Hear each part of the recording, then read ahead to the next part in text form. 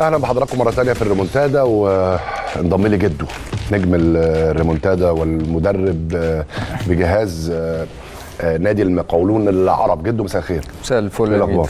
كله زي الفل الحمد لله. تابعت القرعه النهارده جده؟ يعني عايزين نستعرض مع الساده المشاهدين طبعا ونفكرهم بقرعه يعني دور المجموعات في بطوله دوري ابطال افريقيا. المجموعه الاولى الوداد طبعا صاحب اللقب، بيترو اتلتيكو الانجولي، شبيبه القبائل الجزائري، وفيتا كلوب الكونغولي. مجموعه صعبه. المجموعه الثانيه النادي الاهلي وصيف البطوله الاخيره للمره الرابعه على التوالي في نفس المجموعه مع سان داونز الجنوب افريقي، وكانهم يعني الاهلي وسان داونز مكتوبين لبعض في السنوات الاخيره.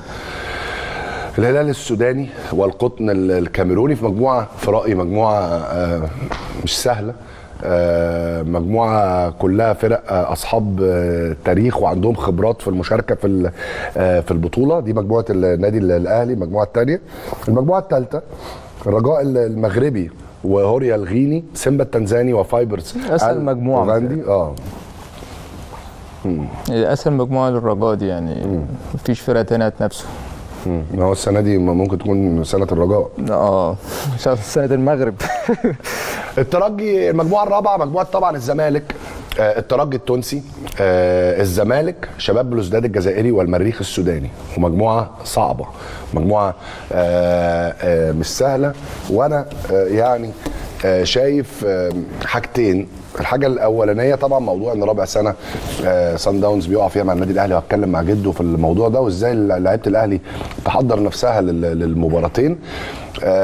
والحاجه الثانيه هو وجود الترجي في مجموعه الزمالك. وشايف على السوشيال ميديا الفقر والترجي اخرجنا من البطوله الماضيه كذا. لو دخلتوا في القصص دي، يعني البطوله قبل الماضيه، لو دخلتوا في القصص دي هتاثر سلبا على فرقه الزمالك وهتخلق مشكله بدون اي داعي. الزمالك لازم ياخد المجموعه، مالوش علاقه بما حدث في الماضي. والترجي فريق كبير وفريق صاحب تاريخ كبير، فول ستوب. ده رأيي. جدو هرجع لك للقصه دي. كان عايز اسالك يعني طبعا واحنا بنستعرض المجموعات قلت لي ان المجموعه الثالثه دي بتاعت الرجاء دي اسهل مجموعه دي.